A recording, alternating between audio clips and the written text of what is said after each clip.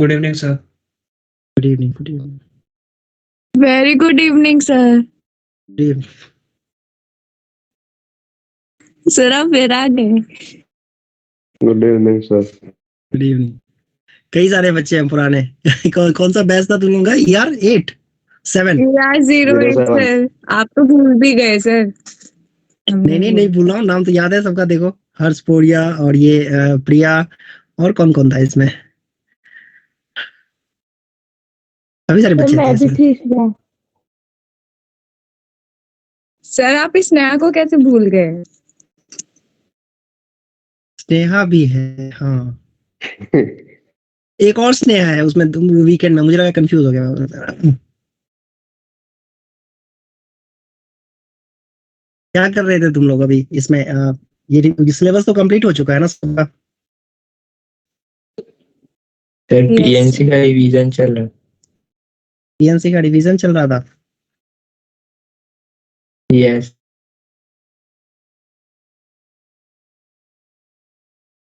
इतने ही बच्चे हैं बस?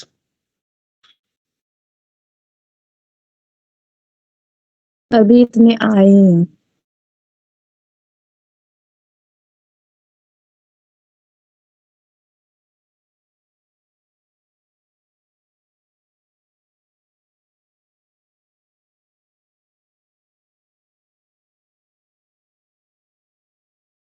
और बताओ क्या नया चल रहा है अभी?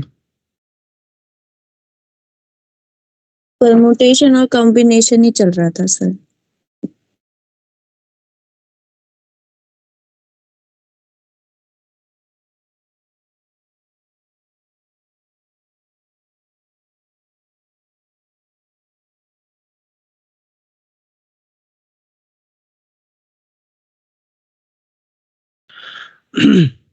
तो सभी बच्चे परमुटेशन कॉम्बिनेशन ही कराऊं मैं? बताओ.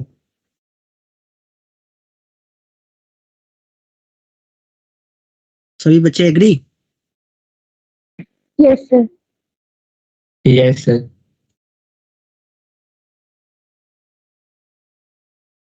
कहाँ से कराऊं? मतलब बिल्कुल बेसिक स्टार्टिंग से या फिर क्या कुछ करवा रखा है?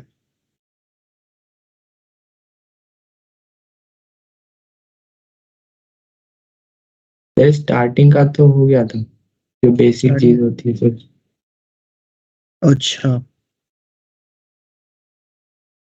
सर डिक्शनरी के बाद से करवा दीजिए, जैसे मैंने लास्ट टाइम डिक्शनरी वाला करवाया था. डिक्शनरी में रैंक है ना? Yes sir. जैसे मान लो कि कोई वर्ड है इस तरीके से दिया हुआ है, ये इसका रैंक क्या होगा, ये जानना चाहते हैं हम. तो डिक्शनरी में रैंक निकालने का तरीका क्या होता है? ये इस तरह के क्वेश्चंस कर रखे हैं तुम लोगों ने? Yes sir. ठीक है, छोड़ देता हूँ इसको, हटाओ.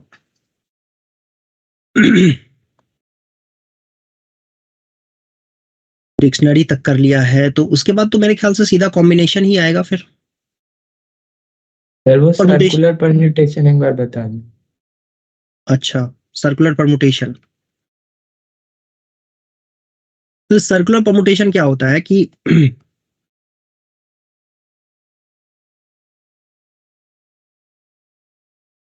सर्कल में चारों तरफ बैठाना. एक तो होता है लाइन में बैठाना. लाइन में जब तुम अरेंज कर रहे होते हो चीजों को तो वो कहलाता है लीनियर अरेंजमेंट, ये लाइन में बैठाना. और सर्कल में बैठाना सर्कुलर परमुटेशन कहलाता है. सर्कल में जब हम बैठा रहे होते हैं तो सपोज कि जैसे ये देखो, सर्कल में अगर मैंने यूं किया अरेंजमेंट और यूं किया अरेंजमेंट इस तरीके से, ए बी और सी, ये दोनों अरेंजमेंट सेम कंसीडर किए जाते हैं. क्यों सेम कंसीडर किए जाते हैं?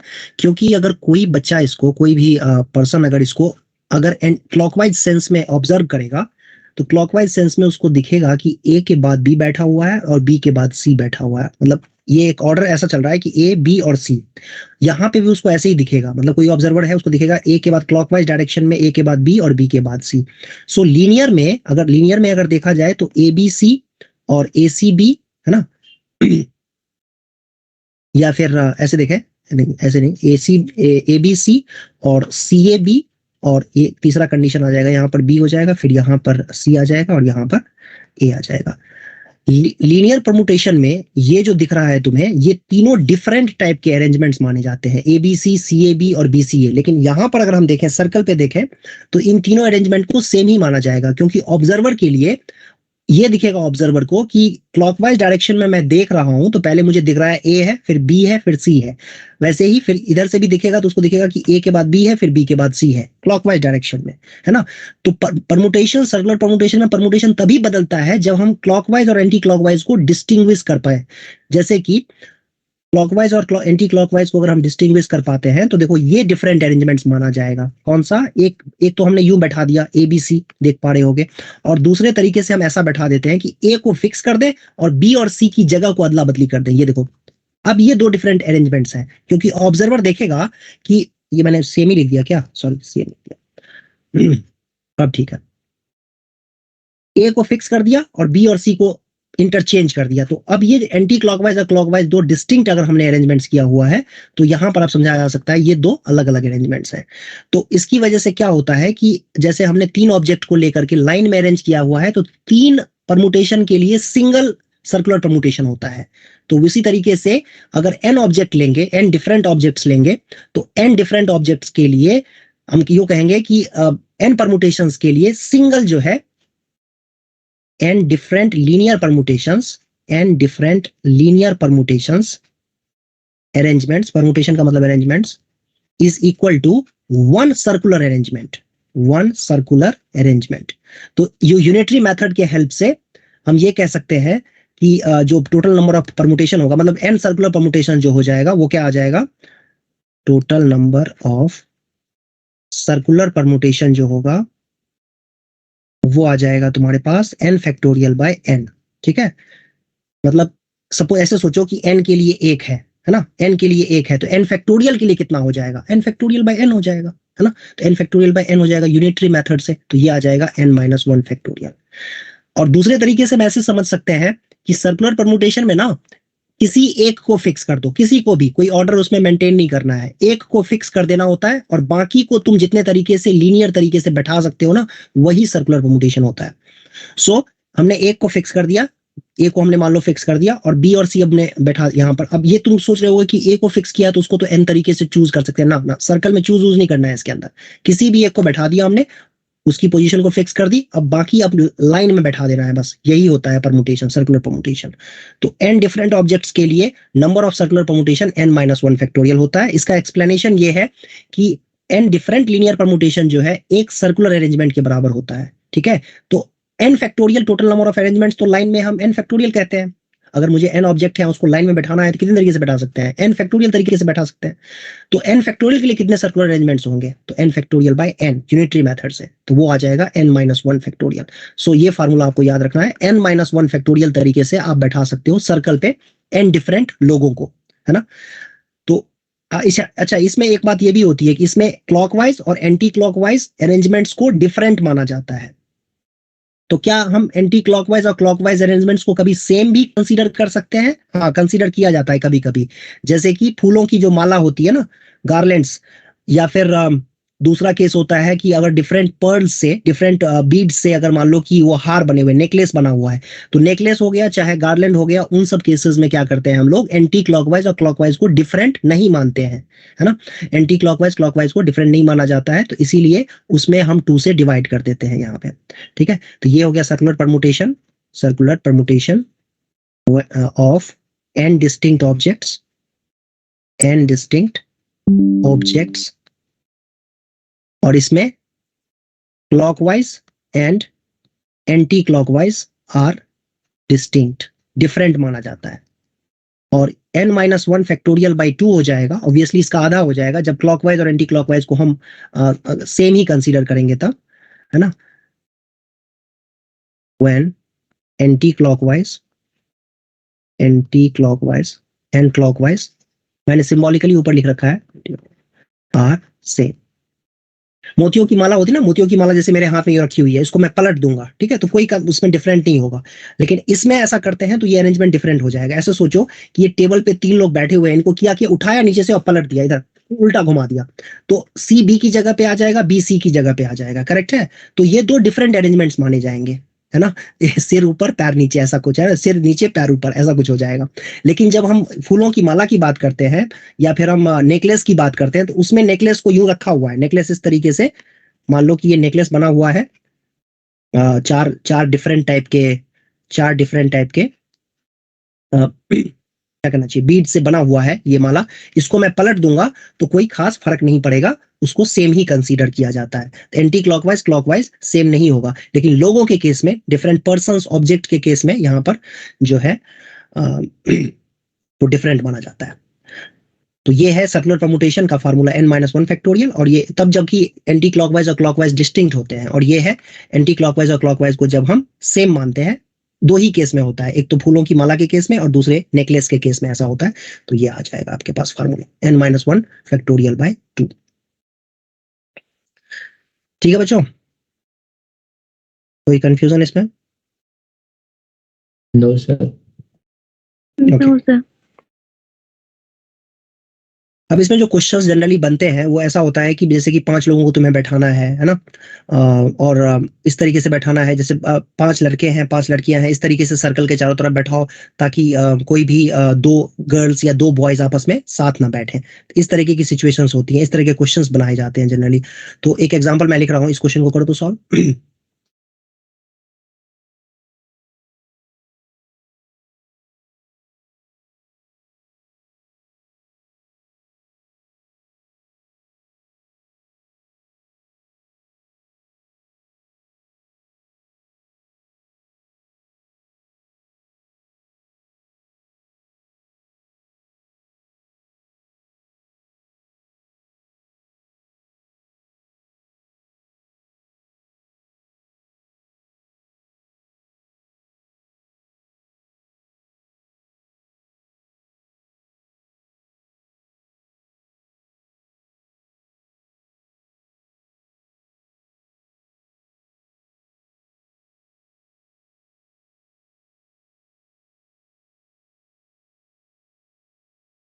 There are 24 ways. 24 6 पर्सन्स है, 2 साथ बैठने हैं, तो 2 को क्या करेंगे? 2 को 1 यूनिट मान ले क्या, 2 पर्सन्स को सेम यूनिट मान लेंगे, तो टोटल कितने हो गए हमारे पास? 5 पर्सन्स हो 5 हो गए गए। और सर्कल में कितने तरीके से बैठा सकते हैं? 4 फैक्टोरियल तरीके से। लेकिन लेकिन लेकिन क्या उन दोनों को आपस में भी हम शफल कर सकते हैं? कर सकते हैं। कर सकते हैं, तो 2 से मल्टीप्लाई भी तो होगा, उन दोनों को भी तो आपस में 2 तरीके से बैठा सकते हैं, तो कितना आ जाएगा? T8। आई होप ये क्लियर है, समझ में आया सबको? Yes sir. यही करना था, ठीक है। थोड़ी सी सावधानी रखनी है, इसमें क्या होता है ना कि कोई भी एक केस मिस हो गया आंसर गलत हो जाएगा, इसमें केस मिस होने के चांसेस काफी ज्यादा रहते हैं, तो इस बात का आपको ध्यान रखना है। देखो मैं जो क्वेश्चन की बात कर रहा था वो यही क्वेश्चन है अभी।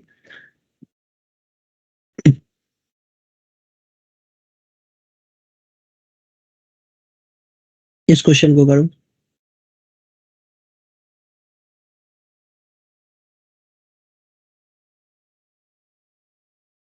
In how many different ways 5 boys and 5 girls can form a circle? Form a circle का मतलब यही हुआ, सर्कल के चारों तरफ उनको बैठाना है। 48। कैसे? सर एक बॉय और एक गर्ल को एक यूनिट मान लेंगे तो लास्ट क्वेश्चन की तरह हो जाए। नहीं नहीं नहीं नहीं, एक गर्ल और एक बॉय को नहीं मानना है इसमें। एक गर्ल और एक बॉय को अगर तुमने माना तो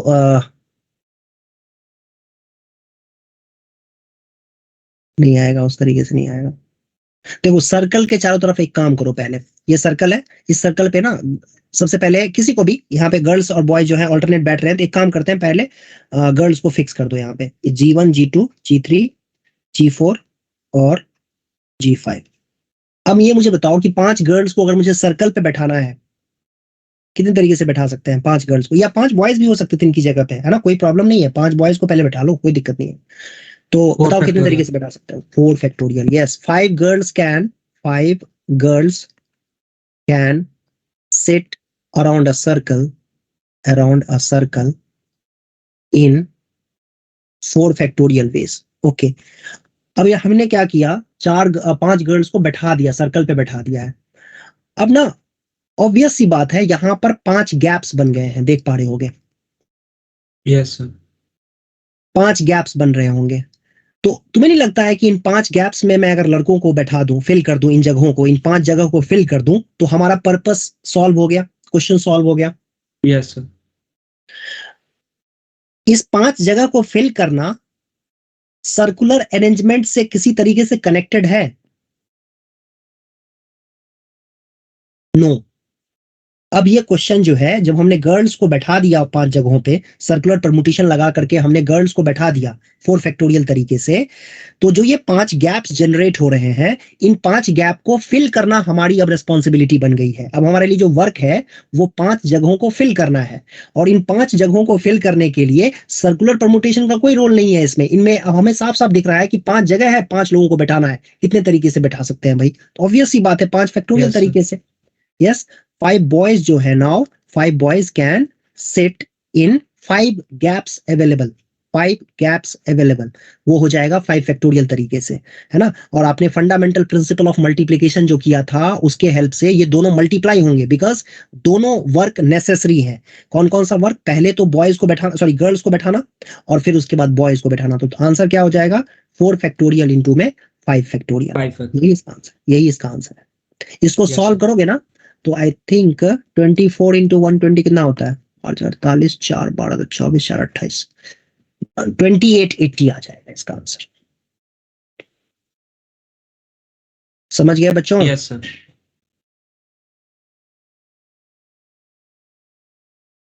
ओके. अच्छा, एक अभी जो हम लोगों ने एंटी क्लॉकवाइज और क्लॉकवाइज के बारे में बात की थी ना, तो उससे रिलेटेड भी एक एग्जांपल करते हैं. थोड़ा सा तुम लोग सोचो तो इसके बारे में, और फिर उसके बाद डिस्कस करेंगे. यहां पर मामला थोड़ा सा डिफरेंट है, थोड़ा सा सोचना पड़ेगा इसके अंदर क्वेश्चन में, है ना. थिंक.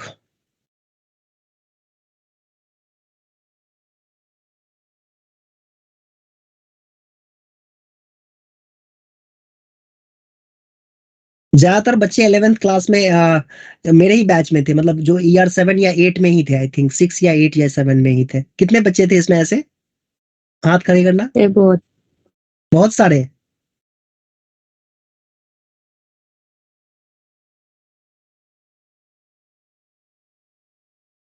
सर, आप तो अब ऑफलाइन में पढ़ाते होंगे ना? कई सारे हैं. ये स्नेहा झा, हाँ, ये काफी डिफिकल्ट क्वेश्चन भेजा करती थी मुझे.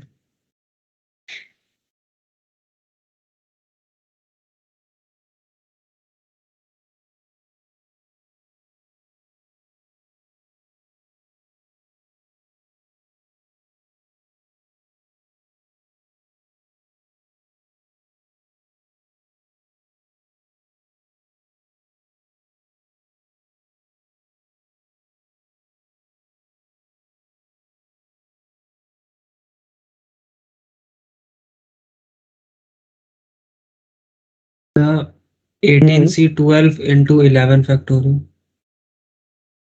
18C12 into और 11 factorial into 11 factorial. Into 11 factorial. Okay. और बाकी बच्चों का क्या आया?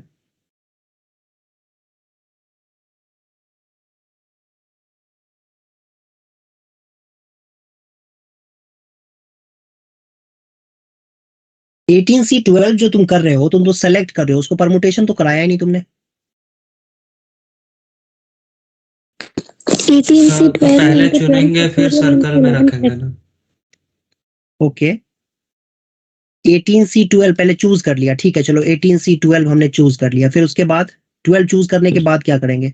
11 फैक्टोरियल सर्कल में बैठा देंगे. सर्कल में बैठा देंगे, 11 फैक्टोरियल कर देंगे. उसके बाद क्या होगा? 2 से डिवाइड नहीं होगा?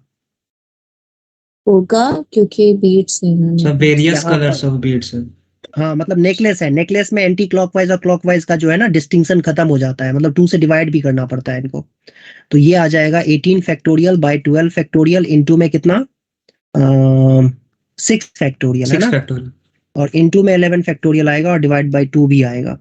तो देखो तो सॉल्व करके देखो तो कितना आ रहा है, ये 18 फैक्टोरियल आ जाएगा। और ये डिनोमिनेटर में ना 12, ये इसको मैं कैसे लिख सकता हूँ, इस 12 को कैसे लिख सकता हूँ, 12 इंटू 11 फैक्टोरियल, नहीं ये ऊपर वाले से कैंसिल नहीं हो जाएगा। Yes sir.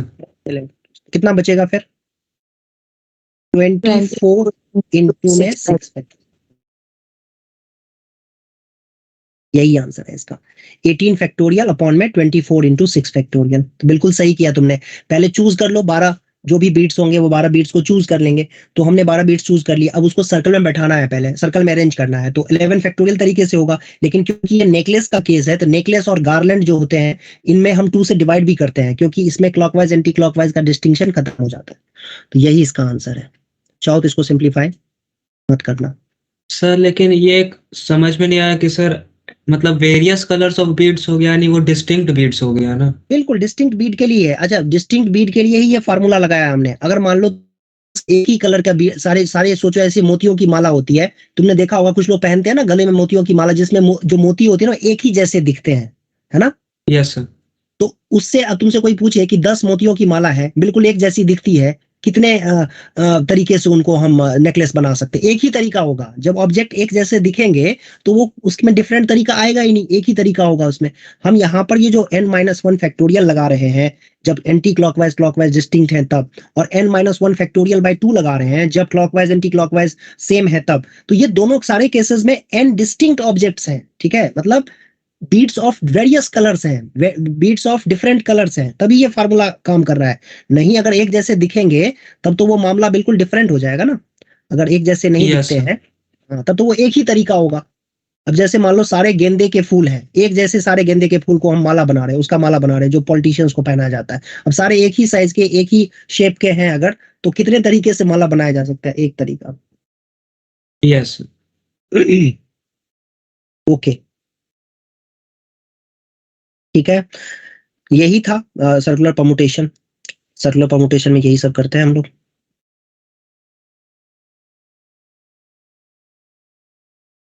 तुम लोग चाहो तो एक क्वेश्चन ये भी कर सकते हो, रुको।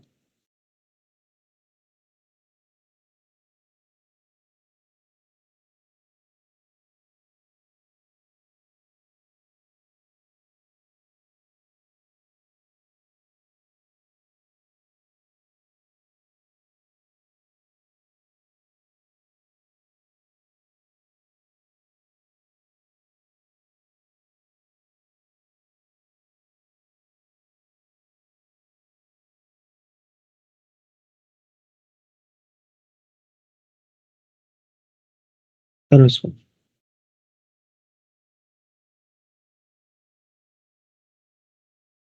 2 into 18 factorial। 2 into 18 factorial. बाकी बच्चों का भी यही आंसर आ रहा है क्या?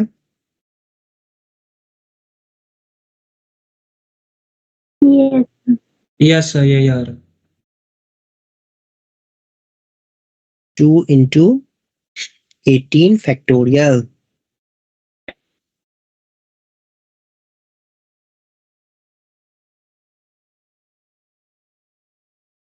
बताओ कौन एक्सप्लेन करेगा इसको? सर ये पहले भी आपने करवाया ये वाला क्वेश्चन। तुम्हें इसी याद है अभी तक? अच्छा। A round table और conference is to be held between 20 delegates of 20 countries. The number of they can sit at 2 particular delegates always sit together. 2 particular, yes, 2 particular है, सही बात है। हाँ अच्छा, अभी अभी करवाया था, सॉरी। ठीक है, तो 2 डेलीगेट्स को हम क्या करेंगे, 2 पर्सन्स को, 2 जो डेलीगेट्स हैं स्पेशल उनको क्या 1 यूनिट मान लेंगे। 1 यूनिट मानेंगे तो टोटल कितने हो गए, 19 यूनिट्स हो गए। अब इन 19 यूनिट्स को हम कितने तरीके से अरेंज कर सकते हैं, 18 फैक्टोरियल तरीके से। 2 डेलीगेट्स आपस में भी 2 तरीके से अरेंज हो सकते हैं। सी आंसर आ जाए। यस ठीक है, इस तरीके से आ सकता है ये। इसके बाद तो कॉम्बिनेशन है इसमें, है ना। परमुटेशन के बाद नेक्स्ट टॉपिक है इसके अंदर कॉम्बिनेशन। कॉम्बिनेशन का मतलब क्या होता है, सिलेक्शन। कॉम्बिनेशन का मतलब सिलेक्शन।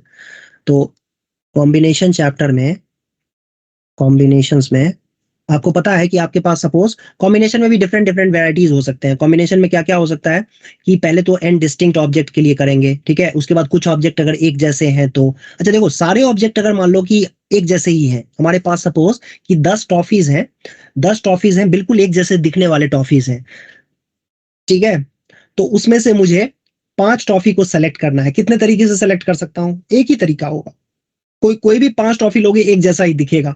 तो जब सारे ऑब्जेक्ट एक जैसे होते हैं ना, तो उसमें number of ways of selecting R objects obviously एक ही तरीका होगा। लेकिन अगर कुछ ऑब्जेक्ट एक जैसे हैं, फिर कुछ और दूसरे ऑब्जेक्ट एक जैसे हैं एंड सो ऑन, मतलब 5 कैडबरी का चॉकलेट है, मान लो कि 3 जो है वो किसी और का पर्क का है, इस तरीके से डिफरेंट डिफरेंट टाइप के, लेकिन है उसमें नंबर ऑफ चॉकलेट्स, कुछ चॉकलेट एक जैसे दिखने वाले होते हैं, तो उसमें फिर केसेस बना करके सॉल्व करते हैं। तो कॉम्बिनेशन जो हम लोग कर रहे हैं अभी, तो पहला केस तो इसमें ये होगा कि सारे ऑब्जेक्ट डिफरेंट हैं, बिल्कुल डिफरेंट दिखते हैं। जैसे कि 10 लोग हैं, 10 बच्चे हैं तुम्हारी क्लास में, उन 10 बच्चों में से 5 बच्चों को सेलेक्ट करना है, तो अंडरस्टूड सी बात है कि 10 बच्चे डिफरेंट होंगे, है ना। तो 10 ऑब्जेक्ट हम हो गए हमारे पास, 10 बच्चे, और उनमें से 5 को सेलेक्ट करना है, तो 10C5 हो जाएगा, ठीक है। लेकिन अगर इसी में कि ऐसा इमेजिन करो एक सिचुएशन की दो ट्विंस हैं, फिर और 2 ट्विंस हैं, इस तरीके से अब 5 को सेलेक्ट करना है, तो वो मामला डिफरेंट हो जाएगा। एक जैसे भी दिखने चाहिए ट्विंस, ठीक है, तो वो डिफरेंट हो जाएगा। तो यही है, सबसे पहले लिखेंगे नंबर ऑफ वेज, कॉम्बिनेशन का मतलब सिलेक्शन भी कह सकते हैं इसको, कॉम्बिनेशन मतलब selection, number of ways to select R objects out of n distinct objects, n distinct objects is denoted by, इसी चीज को हम लोग क्या लिखते हैं, एनसीआर, ठीक है। लिखने का कई तरीका होता है, यहाँ पे CNR भी लिख देते हैं कुछ लोग, ठीक है, और कुछ लोग ऐसे ही ब्रैकेट करके लिख देते हैं। तो ये भी समझ में आ गया कि हमें एन चूज आर, यहाँ पे एनसीआर का मतलब हुआ एन चूज आर, एन में से आर को चूज करना है। ऑब्वियस सी बात है कि आर की वैल्यू लेस देन इक्वल होनी चाहिए एन के। आप ना 5 में से 7 ऑब्जेक्ट को सेलेक्ट नहीं कर सकते हो, 7 में से 5 को कर सकते हो, 7 में से 6 को कर सकते हो, 7 में 7 को कर सकते हो, 7 में से 8 को सेलेक्ट नहीं कर सकते हो। सो एनसीआर का फार्मूला क्या था बच्चों, N factorial by N minus R factorial into में आर फैक्टोरियल, ये आ जाएगा। ये है एनसीआर का फार्मूला, और इसमें ऑब्वियसली आर की वैल्यू एन से छोटी होनी चाहिए या बराबर होनी चाहिए। तो ये है NCR, number of way of selection of R objects out of N distinct objects. Distinct object यहां पर बहुत इंपॉर्टेंट है ना, डिस्टिंक्ट ऑब्जेक्ट के बारे में।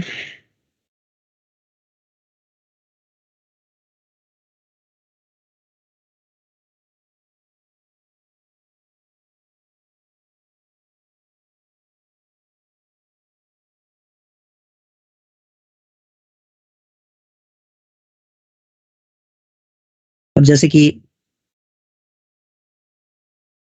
देखो एक क्वेश्चन है,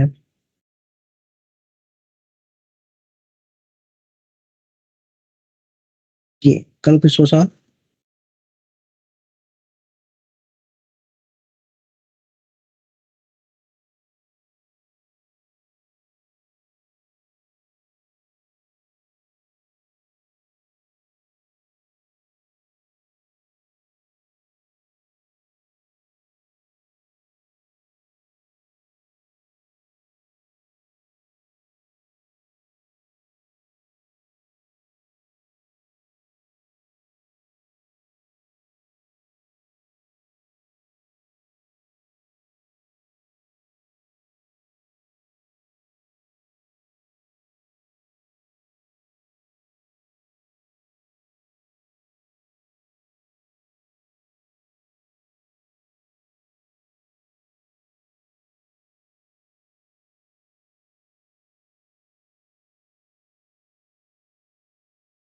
वन 134। 134 के,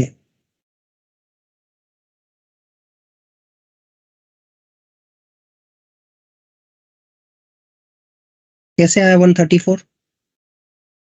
सर 5 विमेन मस्ट है, तो 9C5 और नहीं 5 9 मस्ट वुमेन, हाँ सुनो सुनो सुनो, 5 वुमेन मस्ट है, हाँ अब बोलो क्या करो। 5 वुमेन ले लिया हमने और 12 की कमिटी बनानी है, तो 7 मेन बचे हैं, 7 मेन ले लेंगे, ठीक है, यस।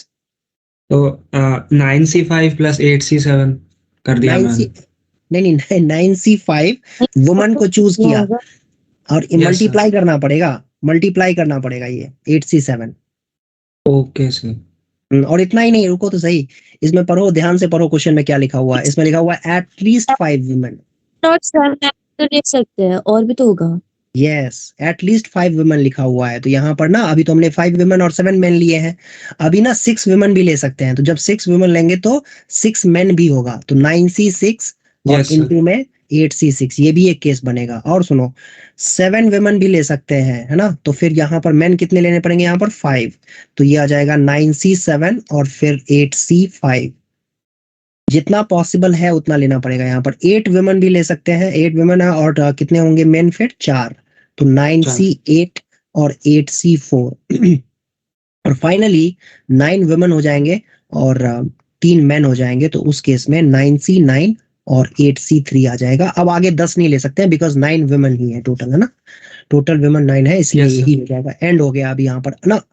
एक्चुअली मैं तुम्हें देखो, ये प्रिंसिपल ऑफ जो फंडामेंटल प्रिंसिपल ऑफ मल्टीप्लिकेशन जो होता है ना, वो यहाँ काम कर रहा है। 9C5 इंटू 8C मल्टीप्लाई ही क्यों किया, बिकॉज वुमेन 5 वुमेन और 7 मेन सेलेक्ट करना, ये दोनों के दोनों वर्क जब कंप्लीट हो जाएंगे, मतलब 5 वुमेन सेलेक्ट करना और 7 मेन को सेलेक्ट करना, तभी हमारा वर्क कंप्लीट माना जाएगा। और इसीलिए ऐसे केसेस में जहां पर एक वर्क 2 वर्क में डिवाइडेड है और दोनों एक साथ कंप्लीट होना चाहिए, तो मल्टीप्लाई करते हैं, तो मल्टीप्लाई करेंगे। ठीक है, हमारा वर्क कंप्लीट Yes, हो sir. चुका है, मत भूलना, वर्क कंप्लीट हो गया है। कमिटी बनानी थी, बन गई कमिटी, 5 वुमेन 7 मेन की कमिटी बन गई, है ना। तो ये जो भी आंसर आएगा वो आंसर।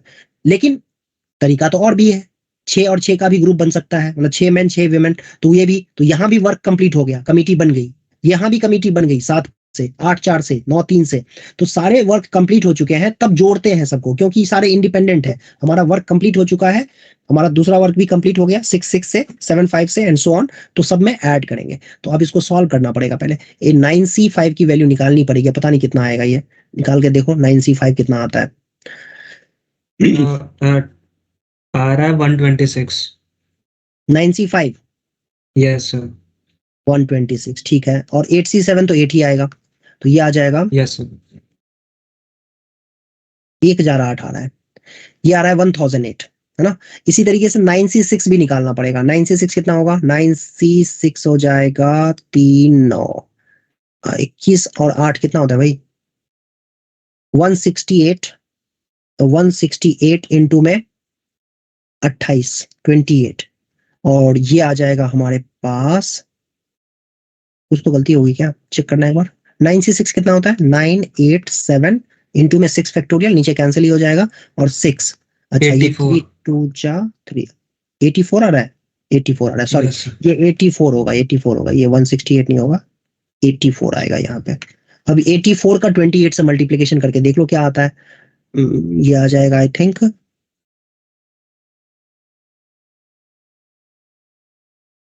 कितना आ रहा है, 2352। Yes, sir. नेक्स्ट निकालो 9C7 और 8C5 का प्रोडक्ट, ये निकाल लेना, तुम लोग कर लेना खुद से घर पे, ठीक है। और सबको फिर लास्ट में जोड़ लेना, ये सबको मल्टीप्लाई करके निकालने के बाद ना सबको ऐड कर देना, वही आंसर होगा। इतने तरीके से कमिटी बनाई जा सकती है। छोड़ देते हैं इसको, रहने दो, घर पे कर लेना इसको।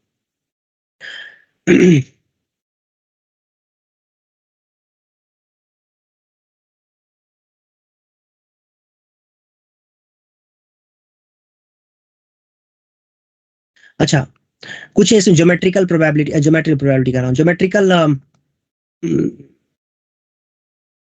कॉम्बिनेशंस भी होते हैं, इसमें ज्योमेट्री लगती है। जैसे कि एग्जांपल के लिए, अच्छा कोई मुझे ये बताओ कि number of diagonals in regular polygon क्या होता है, number of diagonals in N N sided polygon. अगर एन साइडेड पॉलीगन है किसी, तो उसमें डायगोनल नंबर ऑफ डायगोनल्स कितने होंगे।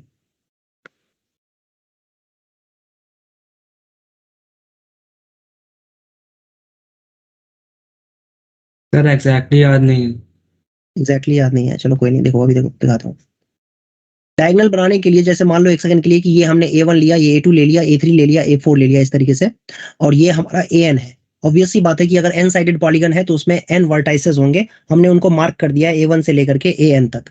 अब डायगोनल बनाने के लिए मान लो एक सेकंड के लिए कि तुमने ये पॉइंट चूज किया, ये पॉइंट सपोज चूज किया, तो अब डायगोनल बनाने के लिए तुम ना A2 को A3 से कनेक्ट नहीं कर सकते, और A2 को ना तुम A1 से भी कनेक्ट नहीं कर सकते, डायगोनल नहीं मिलेगा। अगर कनेक्ट करोगे ना तो डायगोनल नहीं मिलेगा।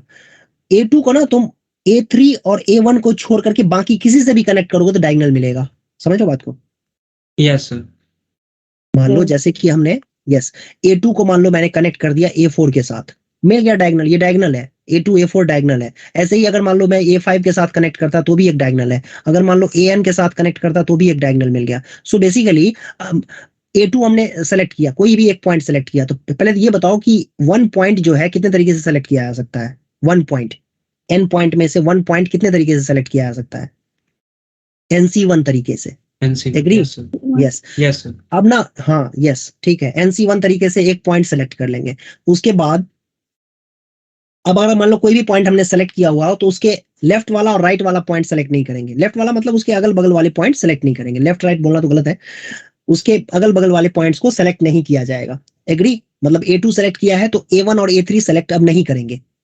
तो Yes. अगर हाँ A2 सेलेक्ट कर लिया है और A1 A3 को सेलेक्ट करना नहीं है तो कितने करने के लिए? N-3। यस N-3, क्योंकि एक तो सेलेक्ट कर लिया और उसके अगल बगल वाला सेलेक्ट नहीं करेंगे, मतलब 3 पॉइंट तो हो गए, साइड करो उसको। तो अब बचे कितने पॉइंट? 3 पॉइंट अगर साइड हो गए तो N-3 पॉइंट बचे, उनमें से कोई भी एक पॉइंट ले लेना है। तो N-3 C1 ले लेंगे। तो NC1 से एक पॉइंट सेलेक्ट किया और उसके अगल बगल वाला पॉइंट सेलेक्ट नहीं करेंगे, तो N-3 पॉइंट बचे, उनको सेलेक्ट कर लिया, तो ये नंबर ऑफ डायगोनल होगा। लेकिन इसमें एक प्रॉब्लम है, इसमें एक प्रॉब्लम क्या है कि अगर मान लो कि मैंने एक केस ऐसा लिया हुआ था कि हमने A4 को सेलेक्ट किया और उसके बाद A2 को सेलेक्ट किया है, A4 को सेलेक्ट करके और A2 को सेलेक्ट किया तो डायगोनल मिला, है ना? हम डायगोनल का नाम क्या देंगे? A4 A2। वेट, लेकिन अगर हमने A2 को सेलेक्ट किया है और फिर बाद में A4 को सेलेक्ट किया हुआ तो डायगोनल का नाम क्या देंगे? A2 A4। तो इस तरीके से ये तो दोनों डायगोनल लेकिन तो सेम है, ये डायगोनल दोनों तो सेम है। तो हो क्या रहा है कि ये जो हमने प्रोसेस काउंट किया है NC1 इंटू N-3 C1, इसमें क्या हो रहा है कि एक ही डायगोनल दो दो बार आ जाएगा। किस वजह से? कि अगर A2 को सेलेक्ट करके A4 को सेलेक्ट करेंगे तो एक डायगोनल होगा, और A4 को सेलेक्ट करके A2 को सेलेक्ट करेंगे तो वही डायगोनल होगा, सेम डायगोनल आ जाएगा। तो हर एक डायगोनल दो दो बार काउंट हुआ है, तो दो चीज डबल डबल आ रही है, तो उसके लिए हम बैलेंस करने के लिए क्या करेंगे? 2 से उसको डिवाइड कर देंगे तो आंसर मैच हो जाएगा। तो ये हमारा आंसर है, NC1 इंटू में N-3 C1 अपॉन में 2। और इस बात को आप ना NC1 आपको पता है क्या होता है? NC1 क्या होता है? N। NC1 क्या होता है? N। इनफैक्ट PC1 क्या हो जाएगा? P। तो N-3 C1 क्या हो जाएगा? N-3 अपॉन में 2। यही आंसर है, ये फार्मूला होता है। बल्कि आप चाहो तो इसको क्वाड्रिलेटरल से वेरीफाई भी कर सकते हो, पेंटागन से वेरीफाई भी कर सकते हो। नंबर ऑफ साइड्स 4 है, इसके डायगोनल 2 होते हैं, आप सबको पता है कि डायगोनल 2 होते हैं, एक डायगोनल ये, दूसरा डायगोनल ये। एन की जगह पे 4 रख के देखो, 2 ही आएगा इसमें। एन की जगह पे Yes. पेंटागन में कितने डायगोनल्स होते हैं? पेंटागन बना के देखो एक बार, ये रहा पेंटागन, इसमें डायगोनल्स निकाल के देखो कितने बनते हैं। 1 2 3 4, कितने हुए डायगोनल्स? हो गया, एक और बनेगा भाई, एक यहाँ दो से भी और तो बनेगा। बाकी। हाँ, कितने हुए डायगोनल्स टोटल? 5. 5 ही। यस, हो गया ना? 1 2 3 4 और ये 5, है ना? 5 ही है ना? ये नहीं है, ये काउंट हो चुका है, यहाँ पे काउंट हो चुका है। ओके, 5 ही डायगोनल्स होते हैं। सो नंबर ऑफ डायगोनल्स इस तरीके से हम निकाल सकते हैं। और भी कई सारे इसमें कॉम्बिनेशन में तो कई सारे क्वेश्चंस बनाए जा सकते हैं ना, इसके ज्योमेट्री से रिलेटेड जो क्वेश्चंस होते हैं वो कई सारे क्वेश्चंस बनाए जा सकते हैं। चलो एक एक क्वेश्चन देता हूँ तुम लोगों को, ये सोच के बताओ तो क्या होगा इसका आंसर।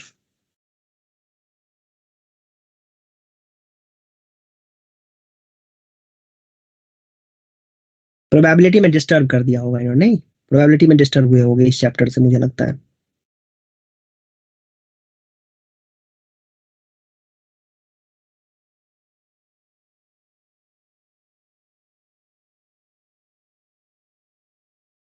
समझ में आ रहा है बच्चों?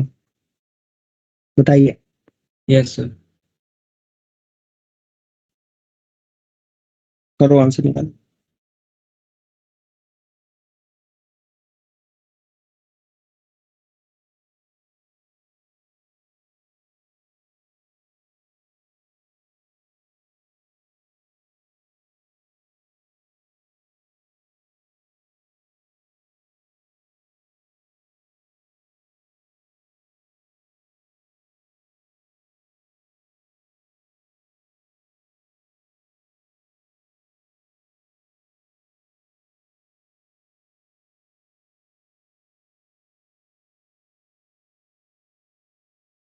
वर्टाइसेस से कितने ट्राइंगल्स बनाए जा सकते हैं वर्टाइसेस को ज्वाइन करके?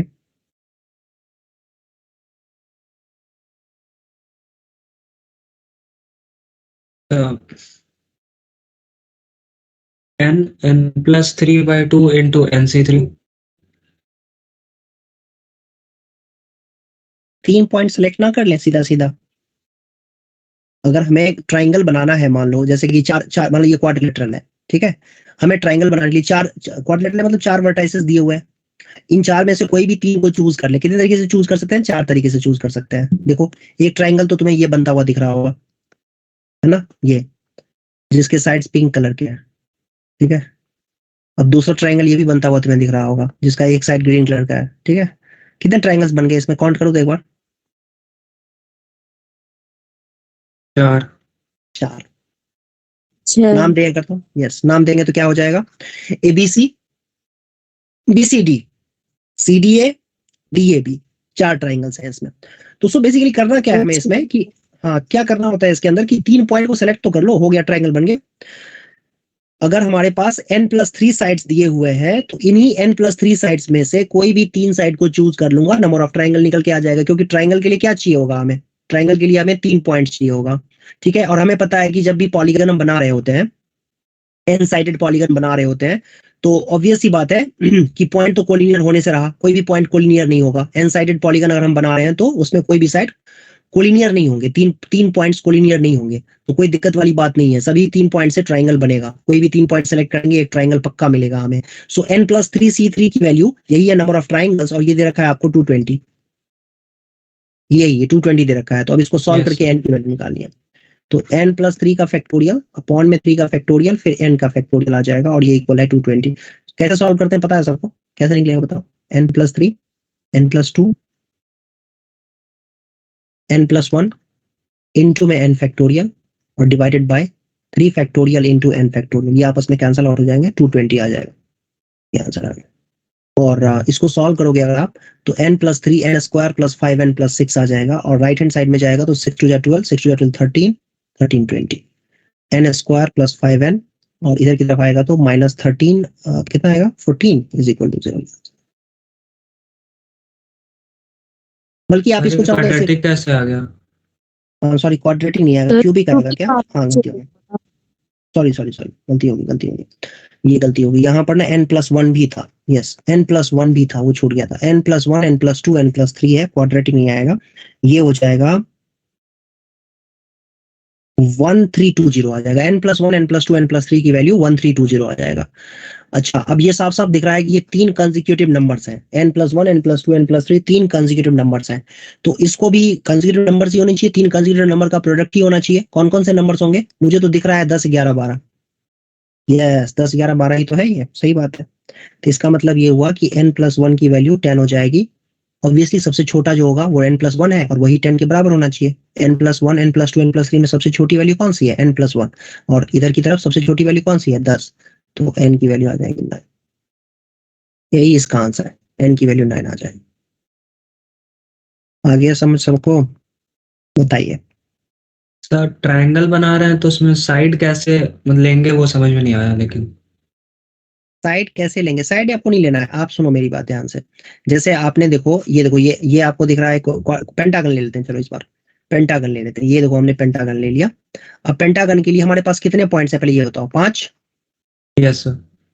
कोई भी इसमें से 3 पॉइंट चूज करो, कोई भी 3 पॉइंट चूज करो, ट्रायंगल बनेगा कि नहीं बनेगा? देखो 5 में से ये हमने चूज कर लिया, बन गया ट्रायंगल, देखो बना दिया ट्रायंगल, यस सर बन गया। बन गया ना इस तरीके से, एक ट्रायंगल बन गया। मान लो हमने ये नहीं चूज किया होता, ये 3 पॉइंट्स नहीं चूज किए होते, तो कोई और दूसरा 3 पॉइंट चूज कर लो भाई।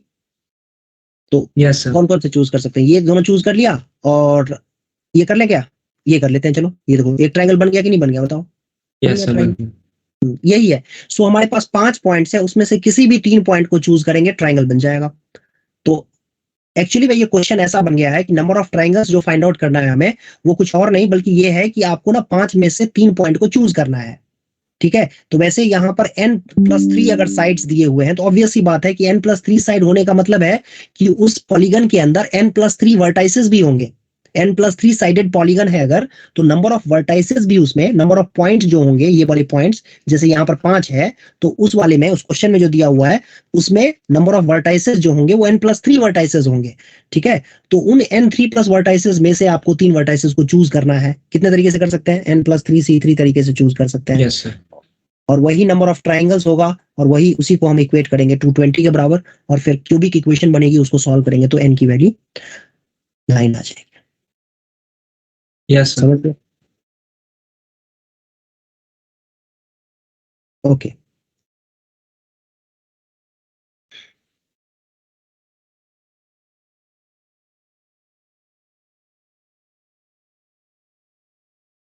थोड़ा सा डिफरेंट देता हूँ इसी में, देखो थोड़ा सा ट्विस्ट किया जा सकता है क्वेश्चन को। एक बार तुम लोग ये क्वेश्चन ट्राई करो।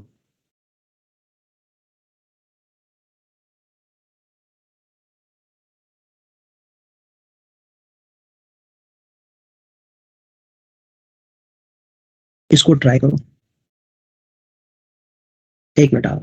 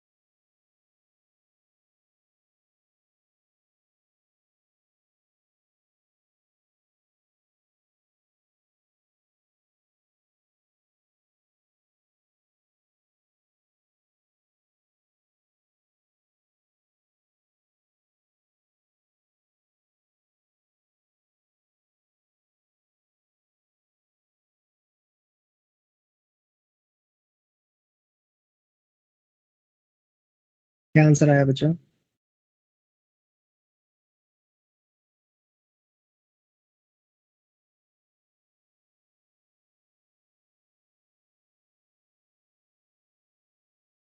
सर फर्स्ट का आया 10C2 minus 4C2 plus 1। Sir second का 120। सेकेंड का 120 कह रहा नंबर ऑफ स्ट्रेट लाइंस। तो नंबर ऑफ स्ट्रेट लाइन के लिए आपको ये पता होगा कि लाइन बनाने के लिए हमें 2 पॉइंट चाहिए होता है, कोई भी 2 पॉइंट चूज कर लेंगे लाइन बन जाएगी। तो दिया हुआ है इसके अंदर 10 पॉइंट है, तो 10C2 तरीके से लाइन बना सकते हैं, 10C2 लाइंस बन सकती है। लेकिन इनमें ना ओवर काउंटिंग हो गई है। क्यों ओवर काउंटिंग हुई है? क्योंकि 4 पॉइंट जो है स्ट्रेट लाइन पे है, मतलब 4 पॉइंट्स कोलिनियर है, और ये 4 पॉइंट्स अगर कोलिनियर दिए हुए हैं तो उनसे तो लाइन एक ही बनेगी।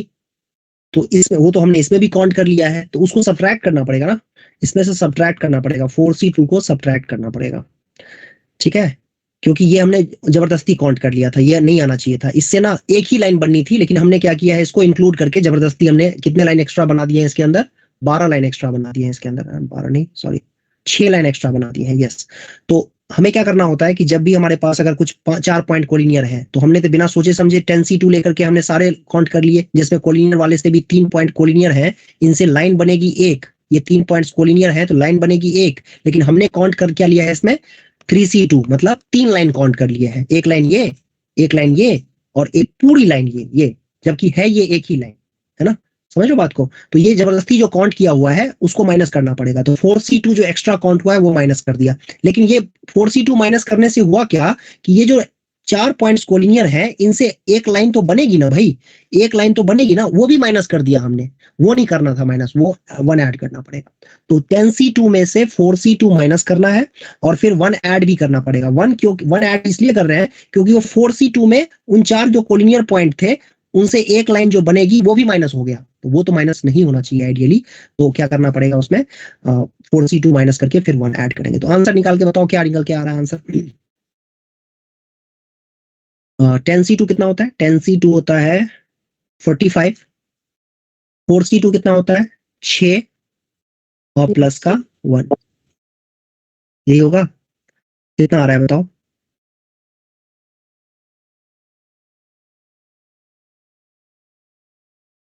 फोर्टी कितना आएगा आंसर, 40 सर सेकंड का मैं मॉडिफाई कर दिया 118। सेकंड का क्या आंसर आ रहा है 118 नंबर ऑफ ट्रायंगल्स, यस अच्छा। सेकंड क्वेश्चन में कह रहा है नंबर ऑफ ट्रायंगल्स, तो हमें पता है ना ट्रायंगल बनाने के लिए कितने पॉइंट की जरूरत होती है, ट्रायंगल बनाने के लिए कितने पॉइंट की जरूरत होती है, 3 पॉइंट्स की जरूरत होती है, 3 पॉइंट की। यस।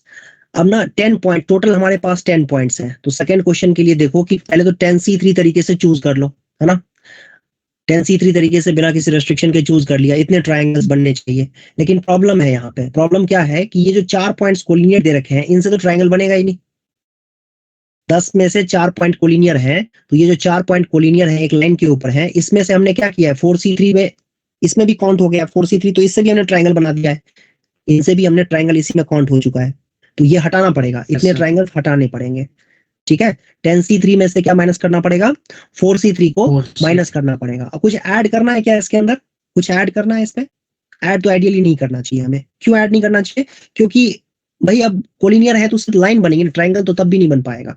तो 10C3 की वैल्यू पहले बताओ कितनी आ रही है, 10 9 8 अपॉन में 7 फैक्टोरियल कैंसिल हो जाएगा, 6 बचेगा, 120 आ रहा है, 2 3 जा 2 4, यस 120 आ जाएगा, ठीक है। और इसमें से क्या माइनस करेंगे 4C3 कितना होता है, तो 4 आएगा। हाँ। 60, यही इसका आंसर है, इसका आंसर कितना हो जाएगा यस 60, सेकंड का आंसर आ जाएगा 116। नंबर ऑफ ट्रायंगल्स कितने बनेंगे 116। तीसरा पार्ट है इसका number of quadrilaterals formed by joining this 10 points, तो क्वाड्रिलेटरल भी निकल जाएगा, क्वाड्रिलेटरल के लिए पहले 4 पॉइंट चाहिए होगा, तो 10C4 ले लेंगे, 10C4 से हमने टोटल नंबर ऑफ क्वाड्रिलेटरल बना दिया, लेकिन इसमें ये 4 जो कोलिनियर पॉइंट है इनसे थोड़ा ना कोई क्वाड्रिलेटरल बनने वाला है, ये चारों कोलिनियर पॉइंट से क्वाड्रिलेटरल बन पाएगा क्या बताओ। नहीं, हाँ तो बताओ कि क्या करेंगे इसमें से 4C4 माइनस 4C4 को क्या करेंगे इसमें माइनस कर देंगे, ठीक है, 4C4 को इसमें से माइनस करना पड़ेगा। तो अब बताओ कि क्या आंसर आ रहा है, NC4 आ रहा है।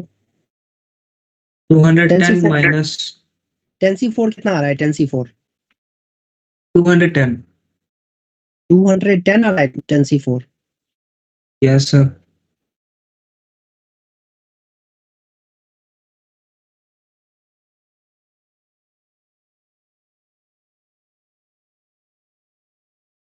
छह पे जाएगा ना, 6 210 आ रहा है, कितना आ रहा है 24 210 ही है। 210 आ रहा है ना 210 आ रहा है, ओके। तो 209 हो जाएगा। 209 हो कैसे जाएगा सर? -1 भी तो होगा। -1 भी होगा, ठीक है, -1 भी होगा। ओके, एक मिनट रुक जाओ, एक मिनट रुक जाओ। इसमें ना ये वाला काम नहीं करेगा, इसमें ये वाला फार्मूला काम नहीं करेगा कि 4C4 माइनस कर देंगे ना, उससे काम नहीं करेगा ये फार्मूला। इसका रीजन क्या है कि 10C4 में से 4C4 जो हमने लिया हुआ है, 4C4 माइनस कर देने से खाली बात नहीं बनेगी। इसमें ना केसेस डिफरेंट तरीके से लेना पड़ेगा। ट्राइंगल तक तो ठीक था, इसमें ये फार्मूला काम नहीं करता है। आपको बता रहा हूँ क्यों नहीं काम करता है। देखो, हमें ना ट्राइंगल बनाना है इसके अंदर, इसमें 4 पॉइंट कोलिनियर है, हमें ये पता है, ये 4 पॉइंट्स कोलिनियर है, एक लाइन के ऊपर है, और बाकी 6 पॉइंट्स कहीं पर भी बाहर है, कोई भी 3 पॉइंट कोलिनियर नहीं है। 1 2 3 हो गया, ये 4 हो गया, ये तो लाइन पे लाइन में साइड पर है, ये 4 हो गया। मान लेते हैं कहीं यहाँ पर है एक पॉइंट, और एक 2 2 4 1 5 हो गया, एक कहीं पर और पॉइंट ले लो सच दैट कोई भी पॉइंट कोलिनियर ना हो। ये इस तरीके से है, ठीक है। 6 पॉइंट बाहर है और 4 पॉइंट लाइन के ऊपर है। अब हमें ना क्वाड्रिलेटरल बनाना है, तो क्वाड्रिलेटरल बनाने के लिए क्या करना पड़ेगा, 4 पॉइंट चाहिए होगा हमें। अब इसमें हो क्या रहा है कि 2 पॉइंट इन पे ले तो सकते हैं हम, है ना। हम जो ये माइनस कर रहे थे ना पूरी तरह से, वो गलत कर रहे थे, पूरी तरह से माइनस नहीं कर सकते हैं, क्योंकि इन पे 2 पॉइंट लिया जा सकता है। 2 पॉइंट मान लो तुमने इस पे ले लिया, है ना, और 2 पॉइंट कहीं बाहर ले लो, मतलब जो 6 पॉइंट बाहर है उनमें से कोई भी 2 पॉइंट ले लो, तो क्वाड्रिलेटरल तुम्हें बनता हुआ दिखेगा। जैसे देखो, ये 2 पॉइंट लाइन के ऊपर ही ले लिया हमने, और ये हमने क्या किया, इन सबको ज्वाइन कर दिया, तो क्वाड्रिलेटरल तो एक बन गया ना। वो 4C4 जो माइनस कर रखा है हमने, वो गलत माइनस कर रखा है। उस तरीके से ना ये जो एक पॉसिबिलिटी है ये भी मर जाएगी, ये भी पॉसिबिलिटी खत्म हो जाएगी। हम नहीं चाहते हैं ऐसी कोई भी क्वाड्रिलेटरल बने और ये 4C4 होने की वजह से ये कुछ गलत आ जाए इसमें। तो ये ट्रायंगल भी तो ऐसे होता था। नहीं, ट्राइंगल में तो ये ट्राइंगल तो बन ही नहीं पाएगा ना, ट्राइंगल वाला केस अलग था। हाँ, ट्राइंगल ऐसे बना सकते थे ऑब्वियसली, इसका आंसर भी सेम ही आएगा, निकाल करके देखना तुम, है ना, कि 4 पॉइंट्स को एक लाइन के ऊपर ले लो, और फिर जो नंबर ऑफ ट्राइंगल्स बनाना है तुम्हें, तो ट्राइंगल बनाने के लिए 3 पॉइंट चाहिए होगा। तो ट्राइंगल बनाने के लिए जो 3 पॉइंट चाहिए होगा, तो 2 पॉसिबिलिटी है हमारे पास। क्या, एक तो ना बाहर से हम ये 6 पॉइंट जो बाहर तुम्हें दिख रहे हैं, लाइन के ऊपर नहीं है, लाइन के ऊपर नहीं है जो पॉइंट्स, उनमें से एक पॉइंट ले लो। लाइन के ऊपर जो पॉइंट नहीं है उनमें से एक पॉइंट ले लो, ठीक है। और 2 पॉइंट जो है लाइन के ऊपर से ले लो, इस लाइन के ऊपर से ले लो, तो ट्राइंगल बनता हुआ तुम्हें दिखेगा, ठीक है। एक केस तो ये हो गया, एक पॉइंट बाहर से, 2 पॉइंट लाइन पर से, ठीक है, एक केस ये हो गया। दूसरा केस ये है कि 2 पॉइंट बाहर से और 1 पॉइंट लाइन के ऊपर से, करेक्ट है। तो ऑब्वियस सी बात है, जब तुम निकालोगे दोनों को दोनों तरीके से, कि केस 1 और केस 2 लेकर के, कि 1 पॉइंट लाइन के बाहर से, 2 पॉइंट लाइन पर से, और एक केस ऐसा जिसमें 1 पॉइंट लाइन से और 2 पॉइंट बाहर से, 6 में से कोई भी 2 पॉइंट, आंसर यही आएगा। आंसर जो निकलेगा ना, तो आंसर यही, दो करके दिखाता हूं। देखो, जैसे ये वाला जो आंसर निकाला है हमने सेकंड का, तो एक काम ये करते हैं, इसी का दूसरा तरीका क्या हो सकता है कि 2 पॉइंट फ्रॉम लाइन, लाइन मतलब 4 में से, और plus 1 point from outside, from outside. तो इसका क्या आंसर आएगा, 2 पॉइंट लाइन में से लेना है, तो 2 पॉइंट तो कोई सा भी ले सकते हैं, तो ये 4C2 हो जाएगा, है ना। 4 पॉइंट्स है, तो चारों में से 2 पॉइंट चूज करना है, 4C2 तरीके से चूज कर सकते हैं। और 1 पॉइंट बाहर में से लेना है, तो 2 और 2 4 2 6 पॉइंट में से 1 पॉइंट लेना है, तो ये आ जाएगा। अब ये 4C2 की वैल्यू होती है 6, और 6 × 6 कितना हो जाएगा, 36। ये तरीका हो गया। अच्छा, 2 पॉइंट फ्रॉम आउटसाइड, दूसरा केस क्या होगा, 2 पॉइंट फ्रॉम आउटसाइड, और plus 1 point from line, 1 point from line. तो 2 पॉइंट फ्रॉम आउटसाइड लोगे तो 6 पॉइंट्स हैं टोटल, तो 6C2 हो जाएगा। 6 पॉइंट में से 2 लेना है, और लाइन के ऊपर 4 में है, 4 में से कोई भी पॉइंट ले सकते हैं, तो 4C1 आ जाएगा। तो 6C2 कितना होता है, 6C2 होता है 21, 84। क्या ये सही है, कितना होगा, नहीं गलत। नहीं 15 और 60 होगा, सॉरी कुछ गलत कर दिया क्या, यहाँ पे लिखना एक बार। यस सर, 15 आएगा उधर। 15 इंटू में 4 आ जाएगा, है ना। Yes sir. तो ये आ जाएगा तुम्हारे पास 60। अच्छा, और कोई केस छूटा हुआ है इसमें, एक बार देखो कोई और केस छूटा है इसके अंदर। एक केस और छूटा हो हुआ है। सकता है तीनों पॉइंट बाहर ही हो। एग्जैक्टली वही केस छूटा हुआ है। सारे पॉइंट्स बाहर से ही ले लें हम लोग, बाहर से import. 3 points from outside, 3 points from outside. 6 के 6 जो बाहर वाले पॉइंट्स हैं उन्हीं से ट्राइंगल बना ले, तो कितना हो जाएगा, 6C3। अच्छा, 6C3 कितना होता है, 6C3 निकाल करके देखो कितना होता है, 6 फैक्टोरियल बाय 3 फैक्टोरियल 3 फैक्टोरियल कितना आ जाएगा भाई, 720 बाय 36, 20 आ रहा है। अभी इसको इसको और इसको जोड़ो, कितना आ जाएगा? 36 प्लस 60 प्लस 116 116 आ जाएगा। तो ये तब भी वही आ रहा है, देखा? ठीक है, हमने भी आंसर यही निकाला था, 116 निकाला था। तीनों तरीके से आंसर जो है, दोनों तरीके से आंसर जो है वो सेम ही आएगा। आया समझ? Yes sir. क्वाड्रिलेटरल में क्या करना पड़ेगा? केसेस बनाने पड़ेंगे इस तरीके से। देखो क्वाड्रिलेटरल में क्या केस बनेगा? क्वाड्रिलेटरल के लिए देखो क्या केस बनाते हैं इसमें, कि हम पहला केस ले लेते हैं चारों पॉइंट बाहर से, चारों पॉइंट बाहर से ले लेते हैं, 4 आउटसाइड पॉइंट्स, आउटसाइड। तो इसमें कितना हो जाएगा? 6C4 तरीके से हो सकता है, और 6C4 का मतलब हो गया 15। 6C4 कितना होता है बच्चों?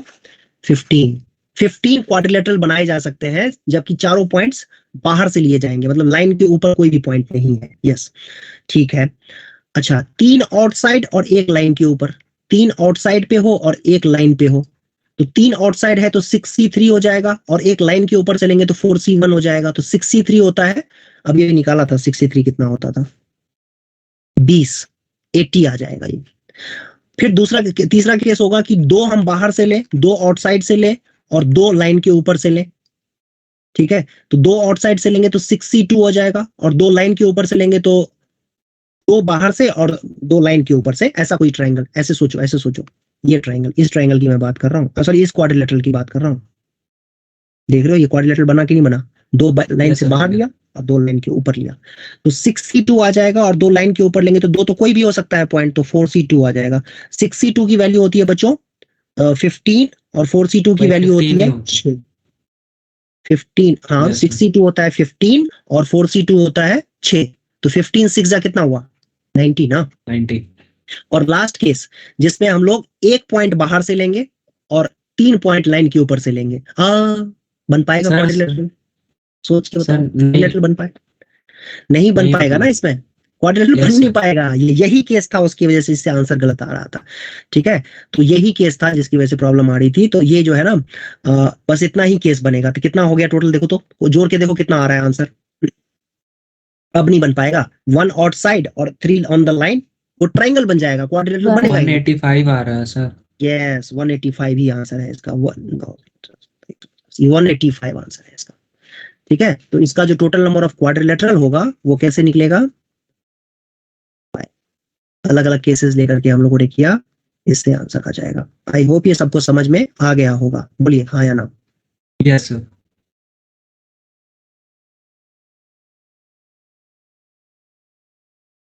मल्टीपल वेज हो सकते हैं काउंट करने के, ठीक है? ये वाला क्वाड्रिलेटरल के केस में सही लग रहा है, इस तरीके से करेंगे तो गलती होने के चांसेस ना के बराबर हो जाएगा। आई होप ये सबको समझ में आ गया होगा।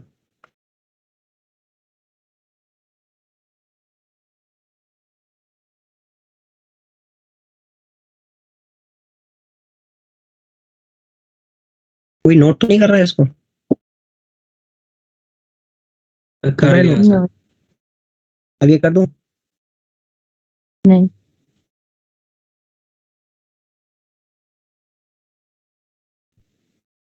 सर PDF भी सेंड कर दीजिएगा।